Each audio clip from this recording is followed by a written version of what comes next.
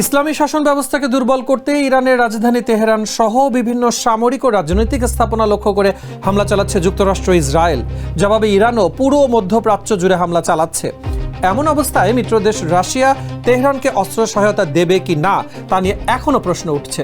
তবে রাশিয়ার পক্ষ থেকে জানানো হয়েছে, এখন পর্যন্ত ইরান তাদের কাছে কোনো অস্ত্র সহায়তা চায়নি। ক্রেমলিনের মুখপাত্র দিমিত্রি পেসকভ সাংবাদিকদের বলেন, চলমান সংঘাতের প্রেক্ষাপটে ইরান রাশিয়ার কাছে অস্ত্র সরবরাহের জন্য কোনো আনুষ্ঠানিক অনুরোধ করেনি।